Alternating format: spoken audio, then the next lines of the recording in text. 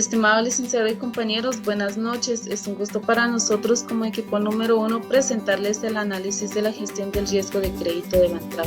El equipo está integrado por Lisbeth Arriaza, Kendall Tur, Pablo López, Josué Chay, Rudy Pelicó y su servidora Sandra Pérez. En esta exposición vamos a estarles hablando acerca de la entidad, su misión, visión, activos expuestos, perfil del riesgo, pérdidas inesperadas, políticas, procedimientos y controles, garantías, pérdidas esperadas y las pruebas de tensión.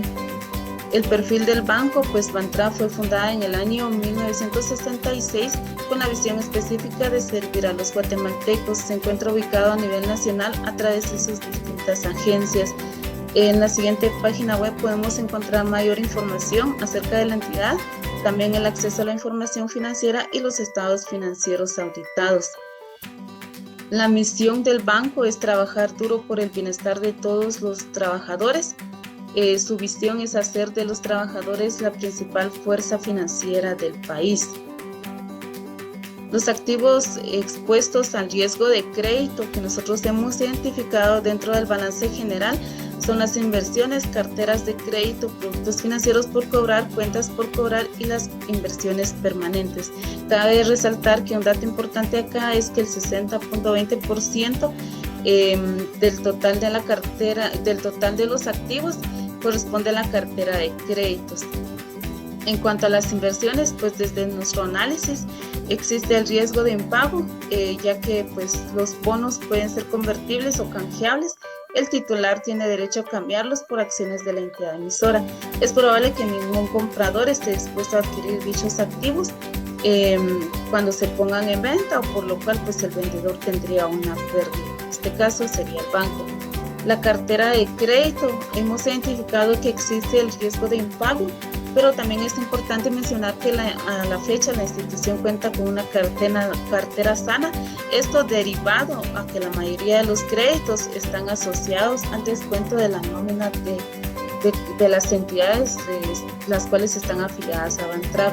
El riesgo colateral, pues este riesgo es inherente, derivado a que la mayoría de los créditos son fiduciarios, lo cual significa que no se tiene mayor garantía que el análisis que se le realizó al deudor y al fiador. Sin embargo, pues Bantrap cuenta siempre con los mitigadores correspondientes, que en este caso pues el descuento que se realiza de la planilla del deudor, y en el caso que este haya renunciado o que se haya retirado del trabajo, pues disponer acerca del pasivo laboral del mismo. En cuanto a los productos financieros por cobrar, tenemos acá de que el perfil de riesgo de Bantrap se caracteriza por contar con un marco de control de riesgo adecuado, así como el monitoreo continuo de las acciones. Entonces, en este caso, pues el mecanismo del cobro mayormente utilizado por la entidad mitiga la exposición al riesgo crediticio. También tenemos acá las inversiones permanentes, que en este caso pues si nosotros nos damos cuenta, la mayor parte de las inversiones los concentra o los tiene dentro del Banco Central de Guatemala, así como también por los títulos emitidos por el soberano de Guatemala, en este caso por el gobierno, ¿verdad? También vemos que la concentración de los 20 deudores más grandes, en este caso pues se mantiene bajo en el negocio a diciembre, debido a que pues no sobrepasan ni siquiera el 0.1 del total del capital con la que cuenta Bantrap. En el caso de la calificación, pues tenemos acá de que a escala nacional, según Fitch, a largo plazo pues se tiene AA, a corto plazo F1 positivo, y se tiene una perspectiva a largo plazo de que este se va a mantener estable. Por lo tanto, no identificamos nosotros un riesgo de migración.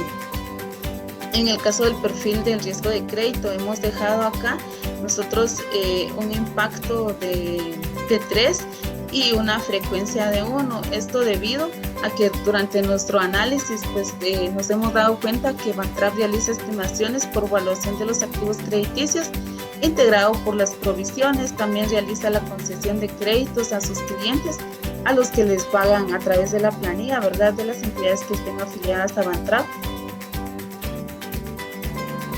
Muy bien, continuando con la presentación, yo hablaré sobre la determinación de las pérdidas inesperadas y el efecto en la posición patrimonial de la entidad. Para eso, lo primero que realizamos fue una consulta de la integración en la distribución de la cartera, la cual es publicada en la Superintendencia de Bancos. Esto con el fin de la información que audita al sistema financiero supervisado. Entonces acá nosotros tenemos por nivel o por categoría, por las 9 categorías, cómo se encuentra distribuida la cartera. Como segundo punto, nosotros vamos a ver dentro de la información de la entidad por qué el destino del crédito según la actividad económica.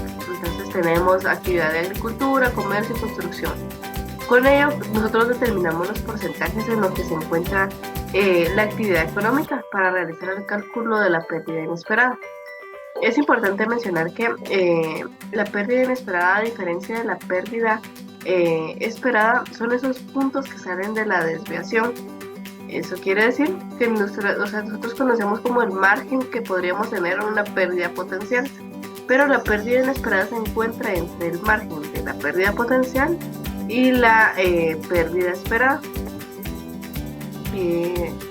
Pasando a ello, nosotros ya conociendo la clasificación y las categorías que posee la cartera del Banco de los Trabajadores, podemos asignar un porcentaje según cómo se encuentra distribuido. Tenemos por clasificación la pérdida esperada o por tipo de destino del crédito y el nivel de morosidad de la A a la E, siendo E el punto más alto a nivel de morosidad. Esto quiere decir que la pérdida esperada a ese nivel sería de un 100%, por lo que la probabilidad de incumplimiento también es un 100%, y con ello multiplicamos nosotros nuestra pérdida inesperada por la probabilidad de cumplimiento por la emisión por M. Y así es como nosotros realizamos la provisión de nuestro cálculo por pérdidas inesperadas. También es importante mencionar que los activos ayudan a respaldar o se encuentran dentro de nuestra posición patrimonial. El patrimonio computable está integrado por diferentes cuentas en las cuales se encuentran las acciones suscritas, el patrimonio, reserva legal, reservas por extraordinarias, y vamos a clasificar nuestros activos en ciertas categorías. Esto va a depender del nivel de morosidad que tenga, o bien del tipo de títulos o calificación de la inversión que pueden tener los activos, siendo 0 una morosidad menor a 6 meses y 100% una antigüedad mayor a 1 año, y la calificación según como corresponde. Entonces, para ello nosotros vamos a tener nuestro patrimonio computable más nuestro total de ponderaciones, y nos va a dar el 10% requerido. Por eso nosotros vamos a restar entonces otros cargos diferidos que forman parte, y obtenemos nuestra posición patrimonial. Por eso les decía que era importante conocer y determinar cómo se encuentran nuestros activos en la entidad para que nosotros podamos clasificarlos de manera correcta. Muchas gracias. Bueno, continuamos con la presentación con la organización, políticas, procedimientos y controles aplicados por el banco. Dentro de la organización tenemos aquí en mi imagen cómo se compone la estructura del banco, principalmente por una asamblea de accionistas, una junta directiva, presidente de la junta directiva, una unidad de auditoría interna, un oficial de cumplimiento y una unidad administrativa de riesgos, las cuales tienen como fundamento la definición, así como los límites de tolerancia y el apetito de riesgo. Y aquí pues, las políticas son las que son autorizadas por la junta directiva y el consejo de administración. Asimismo, el banco tiene Las principales políticas, como ven aquí en la imagen, las cuales se presentan en el manual de gobierno corporativo, y estas políticas son aprobadas y revisadas por la Junta Directiva y el Consejo de Administración.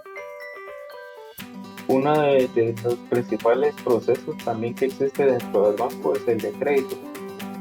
Y aquí hay una imagen donde se presenta el flujo para la aprobación de crédito, donde el cliente principalmente se presenta en el banco a realizar la solicitud de crédito, llenando los formularios correspondientes y presentando la documentación requerida.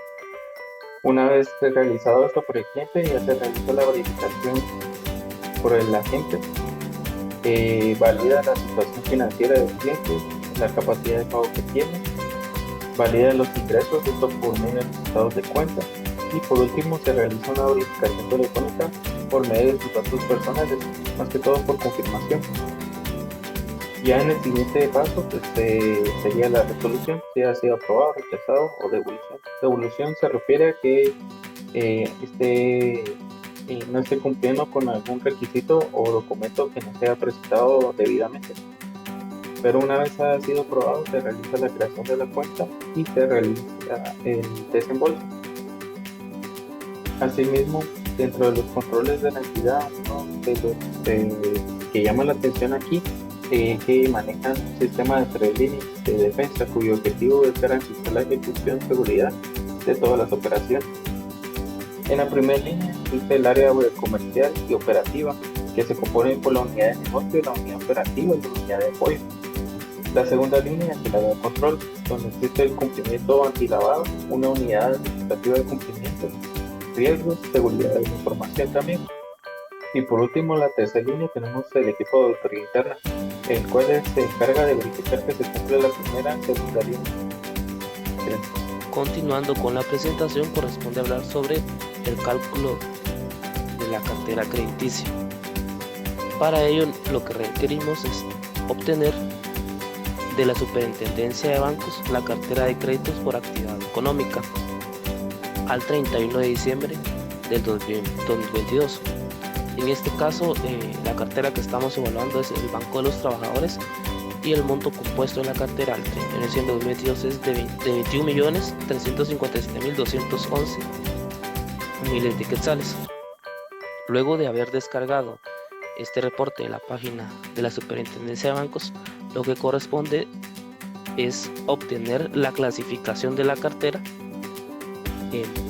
del Banco de los Trabajadores, en este caso, para poder obtener la clasificación A, B, C, D, E de cómo está compuesta la cartera por segmento. Luego de haber descargado este reporte, se procede al cálculo. Para ello pues tenemos que identificar cuáles son todos los segmentos dentro del reporte que se descarga de la Superintendencia de Bancos, y en este caso tenemos el segmento de comercio, al segmento de microcréditos, al segmento de industria manufacturera, construcción, electricidad, establecimientos financieros, transportes y almacenamiento, agricultura, exportación de minas, servicios comunales, consumos, transferencias y otros destinos, y por último, hipotecario para vivienda. Lo primero que hay que identificar es cómo está compuesta o clasificada el segmento por la clasificación ABCDE. En este caso podemos ver acá en esta columna el porcentaje de cómo está distribuido. Para poder determinar el monto asignado a cada clasificación que corresponde a la exposición al momento de incumplimiento, pues lo que se hace es multiplicar el monto que corresponde al segmento de comercio por el porcentaje de distribución de acuerdo a la clasificación, y así sucesivamente obtenemos todos los cálculos que corresponden a la exposición al momento del incumplimiento. Luego de ello se utiliza los porcentajes de la probabilidad de incumplimiento, que esto lo dice la resolución de la Junta Monetaria 47/2022. En este caso pues que corresponde al segmento de comercio. Asimismo también se utiliza el porcentaje de la probabilidad dado el incumplimiento, que también lo determina esta resolución en el caso de con respecto al tema de las garantías. Para poder determinar la pérdida esperada, se multiplica la exposición al momento del incumplimiento por la probabilidad de incumplimiento y la pérdida dado el incumplimiento. En este caso se obtiene la pérdida esperada para la clasificación A, y así sucesivamente se aplica este cálculo para todas las clasificaciones. En este caso nos da que para poder determinar el total de la provisión del segmento de comercio se suma la pérdida esperada de todas las clasificaciones y nos da un total de provisión de 11.985 para el sector de comercio. Asimismo, se aplican los cálculos para el sector de microcréditos y en este caso obtenemos que un total de provisiones por pérdidas esperadas de 16.639.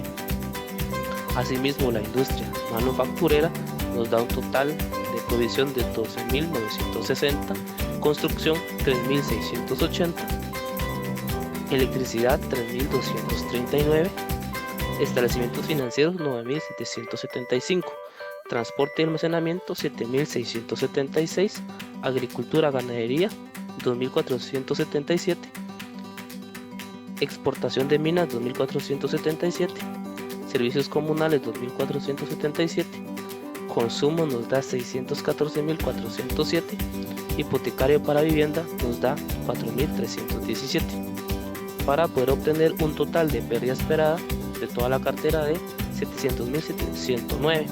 Asimismo, el banco ha determinado como provisión de pérdidas específicas 294.686 y la diferencia que nos da por 405.424 que corresponde al ajuste, es decir, a la provisión que al registro que hay que efectuar para poder llegar a la pérdida esperada según este cálculo.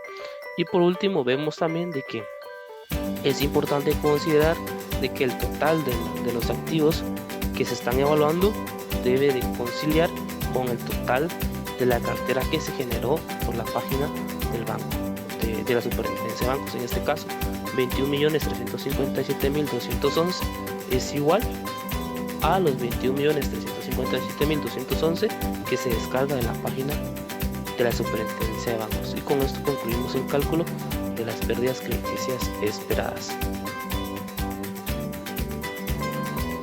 Buen día, compañeros, vamos a ver el detalle de garantías para Banco de los Trabajadores, de la garantía sobre los préstamos o sobre la cartera de créditos que tienen en 2021 y 2022. Observamos que la cartera pues está compuesta mayormente por los préstamos fiduciarios. Como su nombre lo dice, es una garantía fiduciaria donde se dio el préstamo al deudor sobre la responsabilidad, donde el banco validó que este deudor pues tiene la capacidad de pago para honrar sus deudas.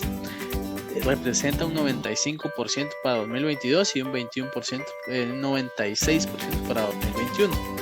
Tarjeta de créditos, tenemos un 1% total de la cartera, pues también son préstamos fiduciarios donde se validó que el deudor pues tiene capacidad para responder o para honrar sus deudas. Esto va de acuerdo a la capacidad de sus ingresos y así se le da el monto total sobre estos préstamos en tarjeta de créditos. Luego tenemos fiduciarios hipotecarios y los préstamos hipotecarios, donde según el artículo 51 de la Ley de Bancos y Grupos Financieros, el decreto 19-2002, nos indica que el 80% va a recibir el deudor sobre su garantía hipotecaria. Eso debe ser un bien inmueble. Vemos que para el primero de los 269 millones, el banco tuvo que recibir activos por 336 millones y para los 256 millones tuvo que recibir activo por 320 millones, del cual dio el 80% sobre esto de préstamo, y es lo que tiene registrado en su cartera. Luego tenemos préstamos fiduciarios de 2.7 millones de quetzales.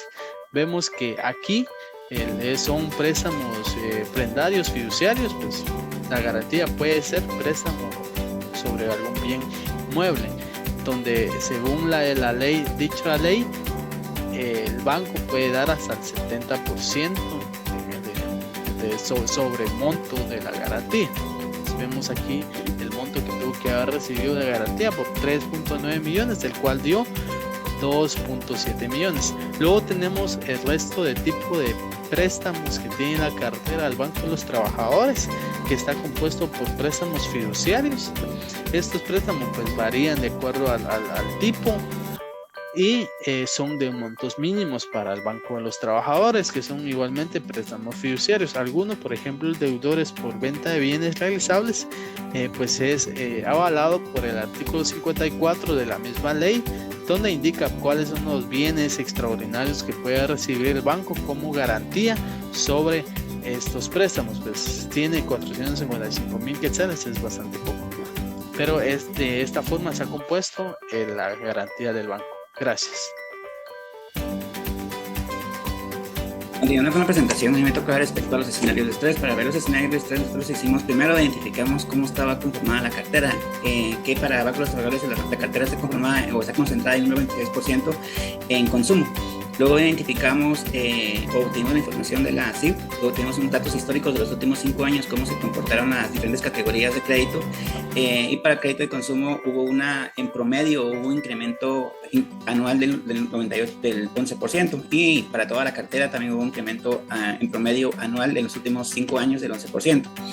Teniéndose como base, y luego tuvimos de parte del Banco Central tuvimos información respecto a cuáles eran como los pronósticos de crecimiento para el 2023, en cual para la cartera de crédito del sector privado se espera un crecimiento de casi 16% en la cartera, de acuerdo a la información del Banco de los Trabajadores. Entonces hicimos un promedio tanto del crecimiento histórico interno del Banco de los Trabajadores como de lo que aparece en Vanguard para las expectativas para el 2023, y nos da un promedio del 13%. Entonces utilizamos ese 13% para un incremento proporcional para cada una de las categorías, y basado en estos escenarios de estrés, aún para el tema de reservas aún nos queda un saldo positivo, que en este caso la parte del patrimonio es aún capaz de aguantar esos escenarios. Para el tema de las pruebas de tensión, utilizamos, las variables que utilizamos, los supuestos fueron tanto internos como externos. Prácticamente, como les mencioné primero, averiguamos en dónde estaba concentrada la cartera, que en este caso es la parte de consumo. Luego identificamos aquellos factores macroeconómicos que afectaban, en este caso, la parte de consumo para el banco. Entonces, identificamos tanto factores internos como externos, y que basado en esos supuestos que posiblemente sean extremos, pero que están dentro de la posibilidad de ocurrencia. Como primer factor, determinamos primero la inflación que ha ocurrido en el último año, prácticamente para todos los países. En el caso de Guatemala no se queda atrás, que incrementó de 3.7 a 9.24 puntos porcentuales, un incremento de 6.17 puntos porcentuales, casi el triple que incrementó en el 2022. El segundo factor que identificamos, que es el tema de las tasas de interés. Como pueden observar acá en las gráficas, la tasa de interés prácticamente ha ido en todos los bancos centrales, ha ido incrementando, con tal de que los bancos centrales de cierta forma combatir o luchar en contra de ese monstruo que es la inflación. Pero ¿qué pasa? Al momento de que, específicamente para Estados Unidos, que en este caso cuando un banco lucha contra la inflación, o en el caso de Estados Unidos, también está como entre la espada y la pared, porque por un lado lucha contra la inflación, pero por otro lado está el tema del que pueden entrar en un pánico financiero. Entonces están como en medio de esos dos escenarios, y un caso extremo que puede ocurrir en el cual sigan colapsando más bancos y que la economía estadounidense entre en una recesión, va a afectar negativamente a Guatemala, porque al final de cuentas, digamos, gran parte del consumo interno que es Guatemala viene a través de la entrada de remesas de Estados Unidos principalmente. Entonces eso va a impactar negativamente al consumo local y a la parte del crédito también. Y el tercer factor que vimos también determinante es la parte de los precios de combustible, que como ustedes saben, el precio del combustible es un factor muy importante para el consumo. Entonces, más que todo debido a la parte de conflicto armado entre Ucrania y Rusia. Entonces también es un escenario extremo, pero está dentro de las posibilidades de ocurrencia, que un escenario en el cual se incrementen las hostilidades y pueden entrar otros países en guerra y el precio del combustible se incremente. Entonces nosotros para ese caso utilizamos el incremento del 2021 al 2022, hubo un incremento del 55% del precio del barril de combustible. Entonces, y esos son los escenarios externos. Ahora, internamente nosotros identificamos como un factor o una variable que puede ocurrir, es la parte del crédito, la parte del decreto 7/2022, que es la reforma del crédito hipotecario nacional, en la cual prácticamente este decreto lo que hace es que el crédito hipotecario nacional entre a competir internamente contra el resto del sector bancario privado, y que más que todo quería como tasas de interés que son en teoría más baratas y a tiempos o plazos más largos, y que también como le da la facultad en este caso para que compre la cartera de otros bancos. Principalmente los que apoyaban este decreto era toda la parte de sindicatos exjubilados que apoyaban este decreto y que estaban muy interesados en esta parte. Y la forma que va a trabajar esto es que a través de nómina, que prácticamente los empleados o los patronos que quieren o que cuyos empleados quieren tener créditos en el crédito hipotecario nacional van a estar respaldados a través de descuentos en nómina. Entonces hicimos una investigación dentro del Banco de los Trabajadores para ver en este caso cómo estaba compuesta todos aquellos tipos de créditos que estaban dados a través de este tipo de nómina, digamos, a través de descuentos en nómina. Entonces, en este caso, para el Banco de los Trabajadores tienen que le llaman a preferentes, que está prácticamente el 51% de su cartera está compuesta por este tipo de créditos. Entonces, un escenario extremo, pero posible de ocurrencia, en el cual toda la cartera se la compra de crédito hipotecario nacional una vez aprobado este decreto, entonces va a tener un impacto del 51%. Entonces, teniendo en cuenta estos factores, tanto internos como externos, nosotros en la prueba de detención para el resto de todas las demás categorías de crédito, consideramos apropiado que solamente tener un porcentaje que solamente es, como digo, el 4% del total de la cartera, es el crecimiento tanto histórico como el pronosticado para el siguiente año, que es el 13%. Pero para el crédito de consumo, que es el que mayor impacto, y sentimos que son los factores externos que pueden impactarle realmente, consideramos apropiado el incremento del 50% para la prueba de detención. Entonces, con ese incremento del 50% para la prueba de detención, ya la pérdida, en este caso el ajuste se incrementa, en este caso estaba en 401,000, se incrementa a 764,000. Entonces, para la parte de las pruebas de escenarios en este escenario de la prueba de detención, el patrimonio como tal del banco aún puede aguantar porque aún nos da un saldo positivo bajo esos escenarios de estrés que están dentro, que esos extremos, pero dentro de la posibilidad de ocurrencia.